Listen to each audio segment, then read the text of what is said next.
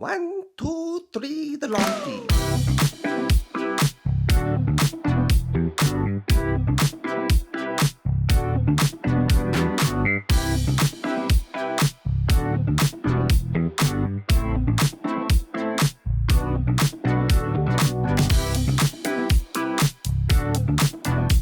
Hello and welcome back to another episode of the Lawn Feed Podcast. I am Andrew of the Dad Bod Lawn, and joining me is Chris Ope, it's Mo Time, and the one and only Vince with Rooted Lawn Co. The OG. Howdy. The OG. I wouldn't How go are you that boys far. doing? What's happening? Now, this is our first episode without a guest in a while, so this is kind of weird, but it's good. This is good It's a little stuff. weird. It's all good. It is. Now, everybody that's listening, we just released a free spring lawn care guide for cool season lawns. It's going to give you a good direction on where to head here this spring to tackle your lawn and get it ready for summer. So head over to thelawnfeed.com to get your free download. Don't forget, we do have a merch store, and check out the tees that honestly, they're not going to improve your lawn at all, like we've told you previously, No, but that's a you are lie. going to look good while you're out there cutting your dandelions, and that I Damn, promise you. That's the truth. I promise you that. Gonna look damn good. Now, tonight, we are talking about kind of like spring lawn renovation projects and kind of what we've been doing in our own lawns this season. Up here in the northern region where most of us are located, Vince is a little more south, we're kind of just getting our season going, which means we are, actively Am I trying to south? make our lawns look better. You're kind of south. Well, You're in you've been PA. mowing. You've been mowing since Christmas, so yeah, you must be south. Yeah, you were sending us pictures of you striping when we were snowblowing our driveways, so I think you're Yeah. considered south. Okay, go ahead. But before we talk about grass, guys, we're going to do our segment that we call Wins and Losses. And this segment is brought to you by Forefathers, elevating dad apparel for the DIY dad and the OG of that Turf Dad polo. And they have recently released some new polos that are absolute bangers. Have you guys seen those? Those are looking pretty good. Mhm. And they have some matching kids polos that are looking pretty awesome as well.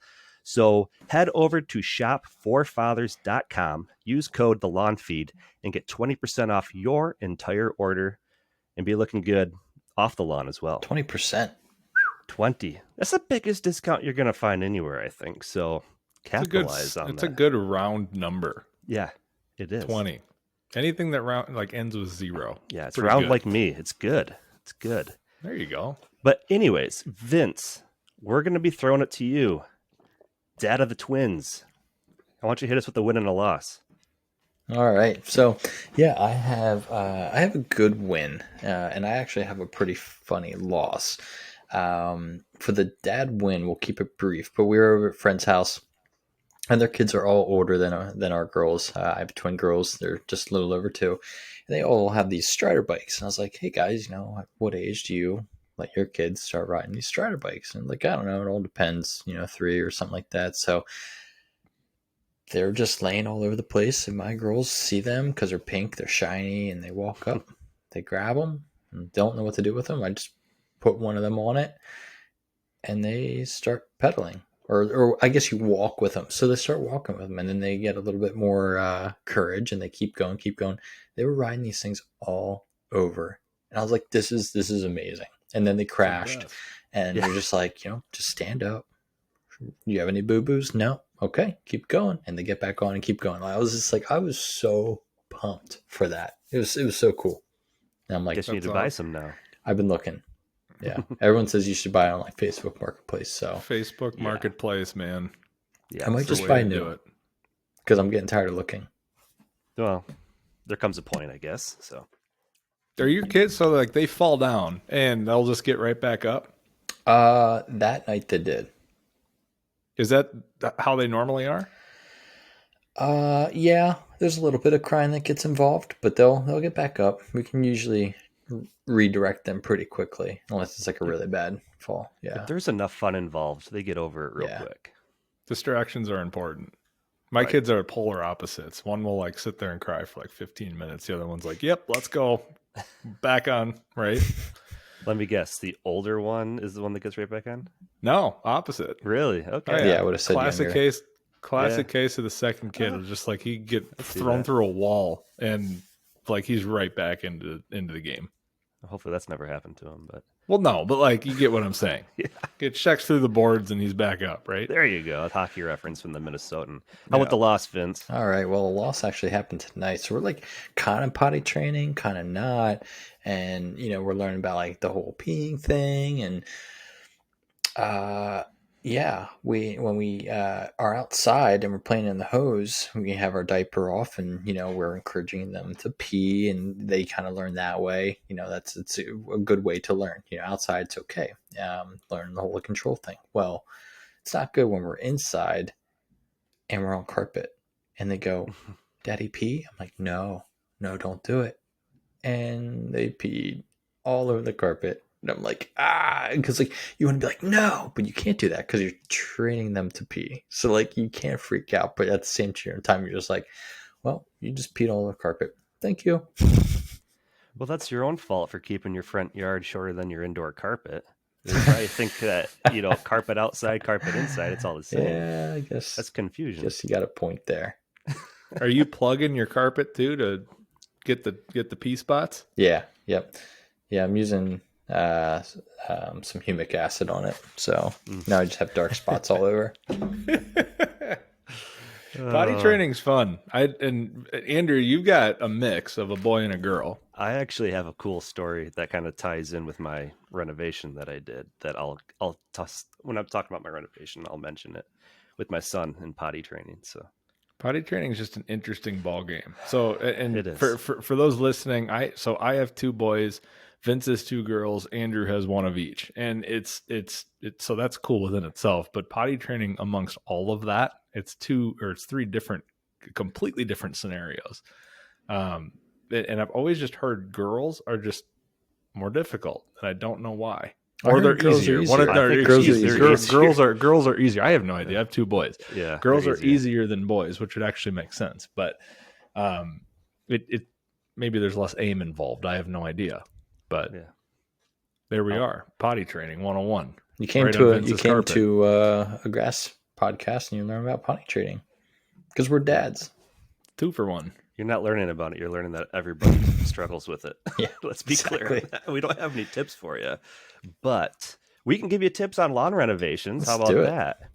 So let's start with you, Chris. Kind of the late bloomer, I would say, in the group here, as far as like when the season kicks off. But I know you've been out there hustling hard, getting your lawn into shape and trying to, turn it into something different maybe. So why don't you just tell all the listeners exactly what you've been doing and what your plans are for this season? Yeah, so this is a busy spring. There's my yard and a couple other yards that I'm taking on, which is cool. My yard being the biggest probably transformation. I'm taking my lawn front lawn about 2,000 square feet down from a rotary height of cut down to a real height of cut. So I'm making that leap for. Hey, I've made it to I think I've like always looked at that as the big leagues where it's like, if you have a real mower, you've kind of understood and kind of like, you got I don't know, your feel good. Just dumb. Yeah. Probably that. I don't know. I feel like I'm doing it and I'm just like, hey, nothing's really happened. It's less hard than I thought it was going to be, but it's just a ton of work of getting your lawn ready for it. Is I think the big thing. There's more work involved to get prepped for it. And I think that's why a lot of people get intimidated by it. But, I've always cut my front yard short. My backyard, I've kind of just let, party in the back. But I said, I'm going to reel this at some point. So I've been doing a lawn leveling project. I just finally got it the exact way I want it. Did it the way I should have probably 2 years ago. Got lawn rollers, a bunch of topsoil, got a lawn roller out there, got it nice and smooth. And did an overseeding project, and it's spring. That's risky. We all know that, but getting prepped and having some fun out there, trying to make it as close to a fairway as possible. And we'll see what happens. It's a learning experience. There's probably going to be a lot of failures involved. I'm prepping for those next. So we got some grass babies today, though. I planted everything 3 days ago. That's crazy. It's super nuts. Perennial ryegrass is insane. I love it. I love ryegrass. and it always surprises me how much it pops up. It's insane. I love it. It's amazing. So what cultivar did you use? So it's PRG. I had Hat Trick and Fireball, and the reason I did that is because it's dark as night. It's on the end taps. It's the darkest perennial ryegrass on the planet, available for cool season lawns. So like that's the reason I got it. It's not necessarily the best scores, but it's the darkest, which is what I wanted to do. That combination might be like the most Minnesota like hockey beer league combination. You get a Hat Trick and you go and you rip shots of Fireball. Seriously, that's kind of why I wanted to do it too. And it's like we got summer for like 4 weeks max, and then we're back into like something else. So I was like, we're gonna enjoy the 4 weeks, and then we're back into it. So that's impressive. But yeah, it's fun. We'll see what happens. We'll get into it. I just did some perennial rye. Now we also had really cool temps. We had a weird, and I think it was like a week till I had some germination. But we were sitting in the 40s and 50s, so I think that had a lot to do with it. Yeah. It takes a little. Well, spring temps are so weird, man. Because like in the fall, you'll get them in 4 days. In the spring, like germination, like you'll see, grass babies pop through in like 3-4 days, and then in the spring, it might take what you just said, 6 to 10 days. Just because you have some of those cooler temps. It's just there's so many risks involved with spring. Like we're so dumb to like redo our yard in the spring. So for the listeners that are listening, you just did all this work in the spring. You say that it's not a good time to do it, but you did it anyway. Now, those who are on the fence, probably listening to this now, like in my area, East Coast, you're kind of pushing it. Like you're pretty much, you probably lost. You better wait, I should say. But for those that are listening that are more Western, what are 3 big tips that you can give them for what you just specifically did? That's a good question. So 3 big tips. Ibuprofen. Yeah, Advil for sure. Gotta have Advil.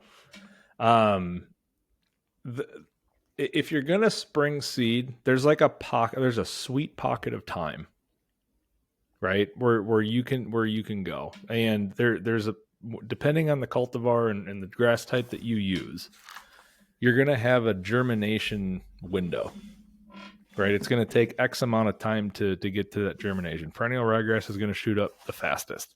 Tall fescue and fine fescue second. Kentucky bluegrass is third. The sooner you can get that into the ground when you have an extended forecast of like decent weather where you're wearing shorts and a t-shirt and feeling comfortable is what I always say. When soil temperatures don't have a risk of freezing or going down to that frost, that's your window. But if you wait too long, like if you wait until Memorial Day weekend, you're toast. It'll pop through, like you'll get germination, but it's not going to last through summer. I don't know if it's like that for you in Minnesota, but like I swear here in Michigan, it goes from like winter. There's like 5 days of spring, and then summer is here. Yeah, I feel like there hasn't been a spring, like a true spring, in quite a while, which makes it even riskier because you're going from like frost to like 80, 85 degrees. Yep. So it's hard. So ibuprofen, find that sweet spot of weather. What's your third? Set expectations. Everyone taking on a spring project. If you're on the fence, it's best in fall, right? Mm-hmm. Like we're out here talking about like we're patting people on the back and recommending people going to do whatever they feel confident with. And if that's spring for you, go do it. Just know the expectations and set those expectations. It's going to be best in fall, but there's a lot of people who will listen to our advice and say, screw it, I'm going to try it anyway. Right. Just know you might have to do some patchwork overseeding in the fall. That's just the way it is. And shoot us a DM and we'll try and help you. Yeah, for sure. Doors open. Well, my plan this year was to like not do any seeding in the spring. And here I am. I can hardly walk because of a bum knee from spending 9 hours out in the lawn last week on a certain day. But so my entire plan was to only spot fix some snow mold in my front yard, which I've battled for a couple of years. Bad this year. For me, it wasn't as bad as last year. And my silly self did not put anything out in the lawn late fall to try to prevent it. Lesson learned. So that was the easy project for me. And so that's all I was planning on doing, which was just I considered minor until we got our fence replaced. Mm, And the fence looks amazing. It really does. The company did a great job, but big they also fence used guy. big fence guy. They used a bobcat to do their heavy lifting for them, and this is a cool bobcat. It had like this claw attachment that would rip the pole out of the ground. Then they'd put a forklift attachment on it and it would carry all the panels around. It was really cool to watch. But I also watched it dig into my lawn and make ruts about 3 inches deep all over the place. So after my first mow and walking around, I was like, oh my gosh, I cannot do this. Kids can't kick a soccer ball. I'm going to be saying 4-letter words every time I mow back here. So bring in 4 yards of topsoil sand mixture, 70-30. And I did my first major lawn leveling project, I would say, that I've ever done. And it kicked my butt. It's hard work, man. It is hard work. And I kind of want to touch on in a few minutes here, like maybe some tools that would make it more helpful for people listening that would take the load off. A top you might dresser. say. A Yeah. bobcat. A bobcat, yeah, exactly. So here was my process. I used just a Gorilla cart, and it's in my front yard. So I had to fill up a Gorilla cart with this sand soil mix, which I actually asked the landscaping place I got this from to mix it for me, and they did. So wherever you're getting your stuff from, ask them. It wasn't the greatest like mixing, but by the time I did scoops and then dumped and then spread, it mixed around pretty good. But I would do about 4 loads. Then I'd use the landscape rake that's 36 inches wide. I'd knock down those piles, spread it around. And then thank God I got a 0-turn this year because I made a DIY pallet drag and hooked up 2 eye hooks to some rope, put it in the hitch, and I would drag it around and smooth it around pretty good. And then I would finish it off with a leveling rake, which is the one tool that I would highly recommend for every leveling project to have, is a leveling rake. This is my first time actually using one for a project, and it blew my mind how well it worked. They're good. After I did the drag, I'm like, this looks pretty good. And then you hit it with that leveling rake, and then you have grass popping through. Mm-hmm. And it's like I had a lot more grass popping through than I ever thought I would, which is good because I want to, only like fully seed certain spots, not the whole lawn. So you have tall fescue, right? So I have everything under the sun for cool season lawn. Okay. In the past, I have overseeded with perennial ryegrass, tall fescue, Kentucky bluegrass. And so last year, I introduced some tall fescue into it some more. And that's what I used for this one. I used a 90% tall fescue and 10% Kentucky bluegrass. Knowing that the Kentucky bluegrass might not survive, but if it does, it does. And so I used Resilience, tall fescue, and Blue Envy, Kentucky bluegrass.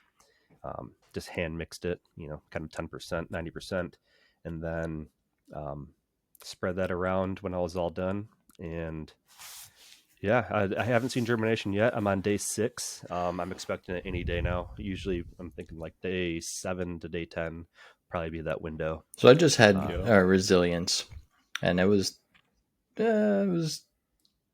day 9.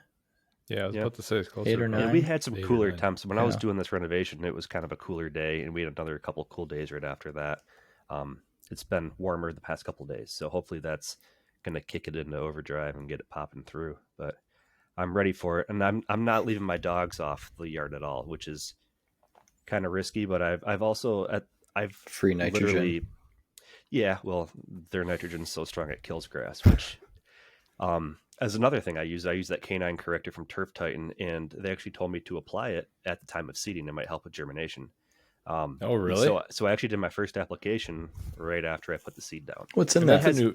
It has different kinds of bacterias in it, and then humic and fulvic. So it's probably the humic and fulvic that might be beneficial, be my guess. And the other stuff's just not going to harm it. So I'm kind of keep a lookout, and maybe I'll see germination where I applied it versus where I didn't, because I'm not applying that to about 20% of my backyard as like we're doing a little test to see how that product works. So one of the most important, one of the most popular questions that I get in my inbox is, what do I do with dog spots? So touch on the product that you just said again. So it's a new product. Who is it by? What is it? So people can go look for it. So this product's called Canine Corrector, and it's from a company called Turf Titan. Turf Titan's kind of come on the scene in the last couple of years. They have some really good stuff, from Thatch Buster to help break down thatch to other kind of fertilizer products. But this product is supposed to help neutralize the nitrogen in your dog's urine and help prevent dog spots from happening, and if they do, help self-repair them faster.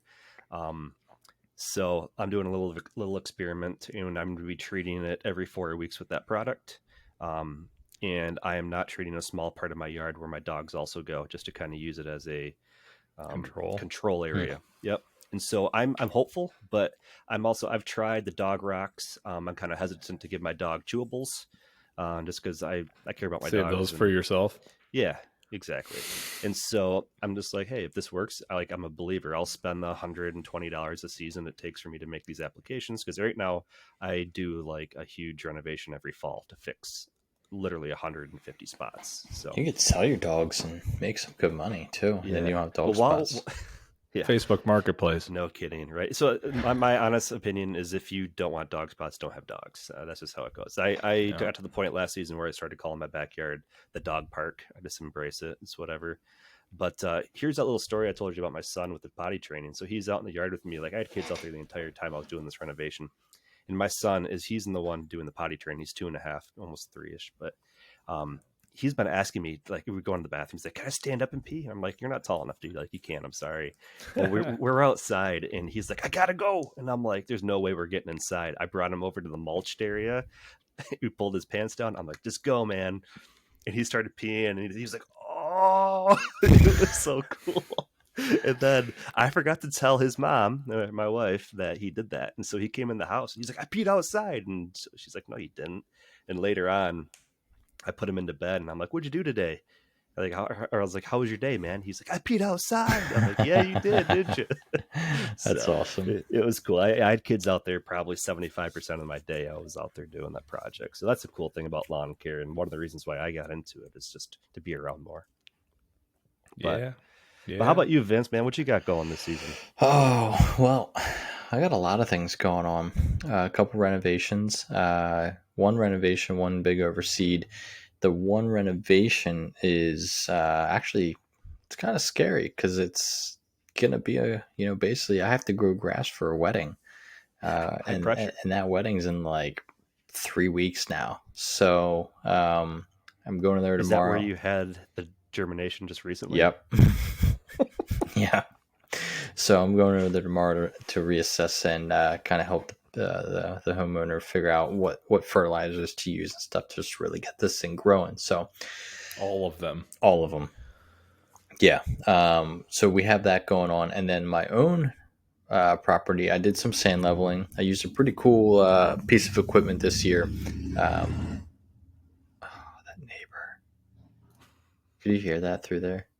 It sounded like a demon. He freaking just rips down the road. Anyway. And then for my property, it has some pretty cool equipment. It's the Earth and Turf 100 SP. It's a top dresser. And it has like a bristle on it and a conveyor belt. And they brought it up to me. They're local. Put sand in that. Now, of course, it was soaking wet sand because it rained and hailed and lightning at the time of me sand leveling. But put that in the hopper, in the hopper. The hopper. In the hopper. The hopper. Put it in the hopper. Put it in the hopper. The what? The hopper.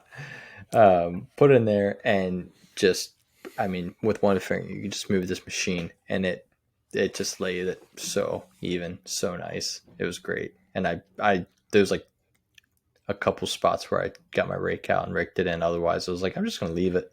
And the rain washed it in and we're golden. But then I have a lot of Poa-triv on my side yard. And I was going to let it go till fall. But it was so bad that there was almost more lime green than there is like dark green grass. I said, screw it, I'm killing it. So I went out, killed it, glyphosate, did 2 rounds of that. So I glyphosated it, scalped it, waited a little bit, glyphosated it, and then dethatched, and then ran my verticutter actually over it, and used it as like a slit seeder. And it worked really well. Put seed down. We got 3 inches of rain, and I have the most beautiful area distribution of grass seed popping in right now. It didn't wash He's away. got such a hard on right now. It's reassuring to know that, like, That's the sound of his desk moving. Yeah. it's reassuring to know because like you said, you have a window, and that was the window. Like, I was actually like kind of pushing it because it's been spring for like four months here. So I was about to say there's Yeah. absolutely 0% chance anyone in my area would be able to glyphosate twice and seed Mhm. before summer hits. Like, there's no way. and a lot of I did guys it 2 years ago. will glyphosate and they won't plant because of that Oh. reason. Because I could put seed down, but who knows if it's gonna even come up, and it'll probably die. Well, I was like, it's perennial ryegrass. I'm doing it. I don't care. Yeah. We're gonna get grassy. We're gonna grow it, and I have a Memorial Day parade that comes around here, and it's gonna look nice and green and be mint. Yeah. So- I killed half my front yard with glyphosate in the spring and seeded it with perennial ryegrass. It came in really nice. Perennial Yeah. ryegrass is And then just I amazing. overseeded it with some fescues and Kentucky Blue in the fall to help it match better because it looked a little bit different than the rest of the lawn. Yeah. But it came in really nice, and I had a nice lawn for the summer. So It's like a carpet under your toes, isn't it? it is. It is. I don't That's know. why I like my Vince's Kentucky kids Blue. pee in his house because it's like carpet. But Until you get Pythium, then it's not. Oh. Then it's just gross. We'll save Pythium for another episode. That is another episode for like sure. a 4-letter word around these parts. Mm-hmm. It's just like Triv. Ugh. No, thank you. Mm-hmm. And on a side note, a lot of you guys are listening on our podcast, which we greatly appreciate. But if you happen to follow us on Instagram or hop onto our YouTubes, shoot us a little DM. Let us know some topics that maybe or burning questions that you guys have. That way we can throw them into our next episodes and get some of your questions answered, because I guarantee you're not the only one that has that question. 100%. For sure. 100%. If you've got the question, so does 100 other people. And we might Yeah, not have the for sure. answer because we're not turf pros, but We'll we'll talk about research it. it. We'll talk about it. Yeah, we'll figure it out for sure. We have resources. Well, this has been good, guys. That's a good spot to end right there. Throw out some topics for us, and yeah, we'd love to talk about different things, whatever you guys have on your mind.